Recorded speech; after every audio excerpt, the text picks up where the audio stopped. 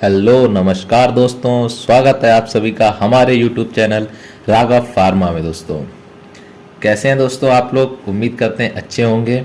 दोस्तों जैसा कि हमने लास्ट वीडियो में बात की थी एटॉमिक एब्जॉर्प्शन स्पेक्ट्रोस्कोपी के, दोस्तों उम्मीद करते हैं आपको समझ में आया होगा। दोस्तों आज की वीडियो में हम बात करेंगे अपने सेकेंड यूनिट का लास्ट चैप्टर है दोस्तों नेफेलोटर्विडीमेट्री। दोस्तों वैसे ये खास इंपॉर्टेंट टॉपिक नहीं है, बट 2 नंबर के क्वेश्चंस कभी कभी इसमें से फंस जाते हैं दोस्तों। लेकिन दोस्तों हम लोग फिर भी अपने पूरे टॉपिक क्लियर करते हुए चलेंगे। क्या पता आपकी इस साल आपका ये क्वेश्चन आपका 7 नंबर में आ गया दोस्तों, तो वहां पे दिक्कत हो जाएगी। तो हम लोग इसको इंस्ट्रूमेंटेशन, इसका प्रिंसिपल, इसकी एप्लीकेशन के बारे में बात करेंगे इस वीडियो में दोस्तों। तो चलिए बढ़ते हैं अपने टॉपिक की ओर। तो दोस्तों सबसे पहले हम लोग जानते हैं कि नेफेलोटर्विडोमेट्री होता क्या है आखिर।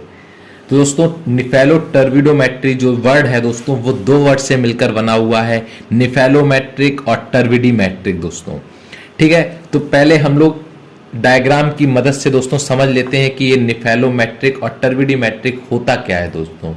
ठीक है, तो दोस्तों जैसे सपोज कीजिए कि ये आपका कोई ड्रग सैंपल है, ये आपका कोई ड्रग सैंपल है दोस्तों। जब दोस्तों इसमें से आपके लाइट को होकर गुजारा जाता है, लाइट को जब पास किया जाता है दोस्तों, तब इसमें से आपके जो मॉलिक्यूल्स हैं आपके सैंपल के, इसमें से ये मॉलिक्यूल्स आपकी लाइट को एब्जॉर्ब करने के बाद कुछ लाइट को एब्जॉर्ब कर लेते हैं, जिससे ये एक्साइटेड स्टेट में पहुंच जाते हैं दोस्तों। जैसा कि आप लोगों ने सबसे पहले स्पेक्ट्रोस्कोपी में पढ़ा था कि क्या होता है ग्राउंड स्टेट, क्या होता है एक्साइटेड स्टेट। तो वही दोस्तों आपके मॉलिक्यूल्स हैं वो आपके पहुंच जाते हैं एक्साइटेड स्टेट में, और एनर्जी को यूज करने के बाद वो अपने वापस आ जाते हैं ग्राउंड स्टेट में दोस्तों। इसके बाद जो एनर्जी इसमें पास एब्जॉर्ब होने के बाद दोस्तों जो एनर्जी आपकी बचती है वो आगे पास हो जाती है। लेकिन दोस्तों इस बीच में आपका एक और प्रोसेस होती है दोस्तों। क्या होती है? जब ये लाइट दोस्तों आपकी इसमें से होकर जाती है, तब ये मॉलिक्यूल्स कुछ लाइट को वापस रिफ्लेक्ट कर देते हैं। ये आपकी हर डायरेक्शन में कुछ लाइट को ये रिफ्लेक्ट कर देते हैं मॉलिक्यूल्स दोस्तों। इसमें दोस्तों जो आपका आता है पहला वर्ड नेफेलोमेट्री। नेफेलोमेट्री में दोस्तों क्या होता है कि जब रेज आई, रेज आपकी पास की गई सैंपल के थ्रू, पास करने के बाद दोस्तों जो डायरेक्शन आपकी 90 डिग्री के एंगल पर होती है, उस हम लोग लाइट को यूज करते हैं आपके दोस्तों नेफेलोमेट्री मेथड में दोस्तों। ठीक है, इसका जो एंगल होता है दोस्तों या होना चाहिए वो होना चाहिए 90 डिग्री दोस्तों। ठीक है, 90 डिग्री की जो लाइट होती है उस पे हम लोग ये आपका होता है नेफेलोमेट्री में यूज करते हैं दोस्तों। ठीक है, अब दोस्तों आता है दूसरा हमारा वर्ड टर्विडोमेट्री। टर्विडोमेट्री में दोस्तों बस वही सेम चीज है। जब लाइट को हम लोग पास करेंगे यहां से, तब वही कुछ मॉलिक्यूल्स आपके रिफ्लेक्ट करने के बाद हर जगह आपको लाइट को आपको क्या कर देंगे, स्कैटर कर देंगे दोस्तों। तो इसमें से ये लाइट को यूज ना करने के हम लोग इस लाइट को दोस्तों यूज करते हैं, जिसका एंगल होता है 180 डिग्री दोस्तों। बस यही चीज दोस्तों इसमें याद रखने के लिए यही इसकी डेफिनेशन है दोस्तों, जो थ्योरेटिकल में अभी हम लोग पढ़ेंगे। ये आपके मैंने समझाने के लिए दोस्तों बता दिया है। जो नेफेलोमेट्रिक दोस्तों उसमें 90 डिग्री का एंगल, जो आपका टर्विडोमेट्रिक है दोस्तों उसमें आपका 180 का एंगल। ठीक है दोस्तों, अब आते हैं इसकी थ्योरेटिकल लैंग्वेज, एक बार पढ़ते हैं दोस्तों। क्या होता है आपके नोट्स बनाने का काम आएगी, आपके एग्जाम में लिखने की डेफिनेशन काम आएगी दोस्तों। तो पहले दोस्तों क्या होता है, nephelometric and turbidimetric methods depend on the scattering of light by particles suspended in a liquid. इसमें दोस्तों जो सैंपल होता है वो पहली चीज हमारी होती है कि वो सस्पेंशन दोस्तों होता है, यानी कि लिक्विड कुछ गाढ़ा होता है दोस्तों। ठीक है, तो वही इसमें कहा गया है कि नेफेलोमेट्रिक और टर्विडीमेट्रिक मेथड होते हैं वो डिपेंड होते हैं स्कैटरिंग ऑफ लाइट, यानी प्रकाश के फैलाव के ऊपर डिपेंड होते हैं, जो किसके द्वारा किया जाता है, bye particles suspended in a liquid. Liquid के जो सस्पेंडेड पार्टिकल्स हैं उनके द्वारा ये फैलाव किया जाता है दोस्तों। ठीक है, फिर आता है nephelometry is the measurement of scattered light as a function of suspended particles. जो दोस्तों नेफेलोमेट्री होता है इसका मेजरमेंट किसे करते हैं, स्कैटर्ड लाइट के द्वारा दोस्तों। ठीक है, जो लाइट का स्कैटर्ड लाइट का एंगल होता है वो कितना होना चाहिए, 90 डिग्री दोस्तों। और इसके जो पार्टिकल्स हैं उनका साइज होना चाहिए आपका लेस देन 100 mg/L दोस्तों। ठीक है, और टर्बिडीमेट्री दोस्तों क्या होता है, ये it is the measurement of transmitted light as a function of concentration of suspended particles, जिसका पार्टिकल्स का साइज होना चाहिए मोर देन आपका 100 mg/L से। ठीक है दोस्तों, तो इसमें वही टर्बिडीमेट्री है दोस्तों कि ये मेजरमेंट ऑफ ट्रांसमिटेड लाइट का वही आपका है जो इसमें आपके रेज निकलने के बाद, जो एब्जॉर्ब होने के बाद सैंपल से जो आपकी ट्रांसमिटेड लाइट होती है, उससे हम लोग इस प्रोसेस में आपने टर्बिडीमेट्री को यूज किया जाता है दोस्तों। ठीक है, अब आता है दोस्तों प्रिंसिपल ऑफ निफेलोटर्बिडोमेट्री। निफेलोटर्बिडोमेट्री आखिर दोस्तों किस प्रिंसिपल पे बेस होती है, तो पहले दोस्तों हम लोग बात कर लेते हैं निफेलोमेट्री की। तो at lower concentration of a suspended suspension there is uniform scattering, the intensity of scattered light is proportional to concentration. यही दोस्तों जो आपका निफेलोमेट्री है वो आपकी उसकी जो सैंपल की कंसेंट्रेशन है वो लो होनी चाहिए, जो आपका सस्पेंशन है उसकी कंसेंट्रेशन लो होनी चाहिए।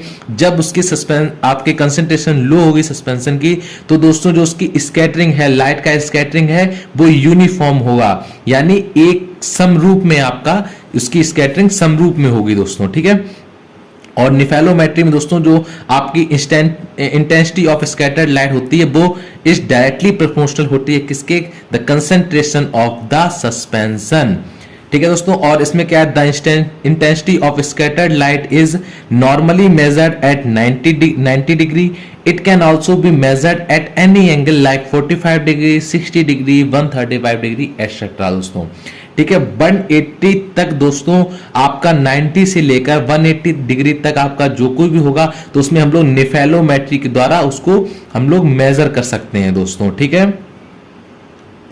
अब दोस्तों बात करेंगे हम लोग टर्बिडीमेट्री में। दोस्तों टर्बिडीमेट्री में दोस्तों क्या होता है, it becomes difficult to measure the intensity of scattered radiation at all angles. The intensity of transmitted light is measured at 180 degree.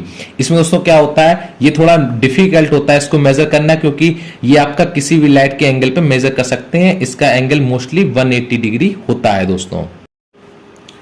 और इस दोस्तों इसमें क्या होता है कि जब कंसंट्रेशन आपकी बढ़ेगी सैंपल की तो intensity of transmitted light decrease होगी, और जब दोस्तों आपकी कंसंट्रेशन डिक्रीज होगी तो intensity of transmitted light increase होगी दोस्तों। ये होता है आपका टर्बिडीमेट्री। अब दोस्तों आता है हमारा नेक्स्ट हेडिंग आती है हमारी इंस्ट्रूमेंटेशन ऑफ निफेलोटर्बिडोमेट्री।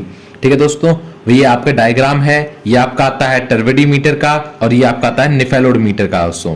ठीक है, तो पहले आप देखते हैं टर्बिडीमीटर क्या कहता है कि जैसे रेडिएशन सोर्स से हम लोग लाइट को फिल्टर से गुजारते हैं सैंपल के द्वारा, तो सैंपल से ऑप्टिकल इंस्ट्रूमेंट आगे रखा हुआ होता है दोस्तों, जिससे आपका से डिटेक्टर से स्क्रीन में आपकी जो रीडिंग होती है, आपकी जो इलेक्ट्रिकल सिग्नल्स होते हैं वो आपके शो हो जाते हैं डिस्प्ले पर। तो इसका दोस्तों क्या है, आपका डिग्री कितना आता है, 180 डिग्री, जैसा कि दोस्तों हम लोगों ने पहले स्टार्टिंग की वीडियो में डिस्कस किया था। अब दोस्तों आता है निफेलोमीटर। निफेलोमीटर दोस्तों क्या होता है, रेडिएशन सोर्स, फिर रेडिएशन सोर्स से होकर गुजारते हैं दोस्तों फिल्टर से होकर लाइट गुजरती है आपका सैंपल से दोस्तों जो 90 डिग्री के एंगल पर दोस्तों जो नीचे रेज आती हैं जो आपकी उससे होते हुए जाते हैं ऑप्टिकल इंस्ट्रूमेंट से दोस्तों, और जो आपकी जाती है इस डिटेक्टर में, और डिटेक्टर से दोस्तों जाती है आपकी सीधे स्क्रीन या डिस्प्ले पर शो कर जाता है दोस्तों। ये इसका दोस्तों इंस्ट्रूमेंटेशन है। अब आपके इसमें क्या क्या आपके कंपोनेंट्स आपके होते हैं इंस्ट्रूमेंटेशन में, इन सबको बारी बारी आपको पहले एक बार लिख देना है क्या क्या इंस्ट्रूमेंट हमारे यूज हुए हैं, फिर आपको उनको एक एक बार में एक एक दो लाइनें लिखनी है दोस्तों। तो बढ़ते हैं अब आगे इसके पार्ट की ओर।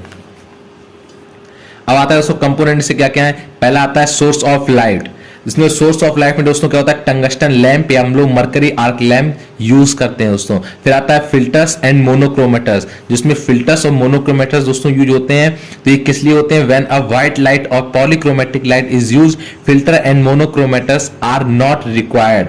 दोस्तों जब आपकी व्हाइट लाइट या पॉलीक्रोमेटिक लाइट यूज की जाती है तब filters and monochromators are not use, ये आपकी दोनों चीजें यूज नहीं होती हैं दोस्तों। फिर आता है सैंपल सेल। सैंपल सेल दोस्तों क्या होता है, these are made up of glass, various shapes of sample cell are used in nepheloturbidimetry. इसमें दोस्तों क्या होता है कि ये ग्लास से बना होता है, ये इसमें बहुत सारे वेरियस शेप्स होते हैं दोस्तों सैंपल सेल के, इसको हम लोग यूज करते हैं। ठीक है, फिर दोस्तों आता है डिटेक्टर। डिटेक्टर्स क्या दोस्तों आपको सबको पता है, डिटेक्टर का काम क्या होता है, डिटेक्ट करना जो भी आपकी उसकी रीडिंग आ रही है, जो इलेक्ट्रिक इलेक्ट्रिक सिग्नल आ रहे हैं उसको डिटेक्ट करना और डिस्प्ले पर शो कराना दोस्तों, इसका काम होता है, ये डिटेक्टर का काम होता है दोस्तों। तो डिटेक्टर में क्या है, photometric detectors like photo tubes, photo multiplier tubes are use. Detector के रूप में दोस्तों किसे यूज करते हैं, फोटो ट्यूब्स हो गई, फोटो मल्टीप्लायर हो गए, जो फोटो मल्टीप्लायर ट्यूब्स थे उनको यूज करते हैं एज अ डिटेक्टर्स दोस्तों। अब दोस्तों नेक्स्ट हेडिंग आती है हम लोगों की एप्लीकेशंस ऑफ निफेलोटर्बिडीमेट्री। दोस्तों जो इसकी एप्लीकेशंस क्या क्या है, इसके कहाँ कहाँ यूजेस होता है, इसका क्या क्या अनुप्रयोग है दोस्तों, तो देखते हैं। तो पहला आता है दोस्तों application determination of particle size present in suspension. दोस्तों हम लोग क्या करते हैं, निफेलोटर्बिडी कहाँ यूज करते हैं, जो सस्पेंशन में पार्टिकल साइज प्रेजेंट होते हैं उनको पता लगाने के लिए दोस्तों इसका यूज किया जाता है। सेकेंड पॉइंट दोस्तों आता है determination of average molecular weight of polymer in solution. दोस्तों जो पॉलीमर का आपका सॉल्यूशन होता है इसमें जो एवरेज मॉलिक्यूलर वेट होता है उसको पता लगाने के लिए भी यूज किया जाता है निफेलोटर्बिडोमेट्री का दोस्तों। फिर आता है मेजरमेंट्स ऑफ एटमॉस्फेरिक पॉल्यूटेंट्स, जो आपके एटमॉस्फेरिक पॉल्यूटेंट होते हैं दोस्तों उसके भी मेजरमेंट के लिए यूज किया जाता है। फिर आता है determining the concentration of solute in a solvent made solution, जो आपका दोस्तों सॉल्वेंट होता है जिसमें आपका सॉल्यूट का कंसेंट्रेशन को पता करने के लिए भी आपका निफेलोटर्बिडीमेट्री का यूज किया जाता है दोस्तों। फिर आता है growth of bacterial cell in a liquid nutrition medium, आपके जो बैक्टीरियल सेल होती है उसकी ग्रोथ को पता लाने के लिए दोस्तों यूज किया जाता है। देन आता है आपका last point determining and point of participation titration, जो दोस्तों आपका प्रेसिपिटेशन जो आपका टाइट्रेशन होता है उसका एंड पॉइंट को पता लगाने के लिए भी आपका निफेलोटर्बिडीमेट्री यूज किया जाता है दोस्तों। ये दोस्तों आपका टॉपिक था निफेलोटर्बिडीमेट्री जो खत्म हो चुका है दोस्तों। उम्मीद करते हैं आपको समझ में आया होगा। अब दोस्तों हम लोगों का इंस्ट्रूमेंटल मेथड ऑफ एनालिसिस की सेकेंड यूनिट भी कंप्लीट हो चुकी है, यानी कि हम लोगों की 2 यूनिट कंप्लीट हो चुकी है दोस्तों। बहुत जल्द थर्ड यूनिट हम लोग शुरू करेंगे जो आपकी बहुत ही ज्यादा इंपॉर्टेंट है दोस्तों, क्रोमेटोग्राफी। ठीक है दोस्तों, तो उम्मीद करते हैं आपको आज का लेक्चर समझ में आया होगा। दोस्तों वीडियो को शेयर कीजिएगा अपने दोस्तों के साथ, चैनल को सब्सक्राइब कीजिए, वीडियो को लाइक कीजिए। कोई चीज समझ में दोस्तों नहीं आए तो कमेंट कीजिए, पूछे मैं आंसर दूंगा उसका दोस्तों। बाकी मिलते हैं नेक्स्ट वीडियो में, तब तक खुश रहिए। जय हिंद, जय भारत।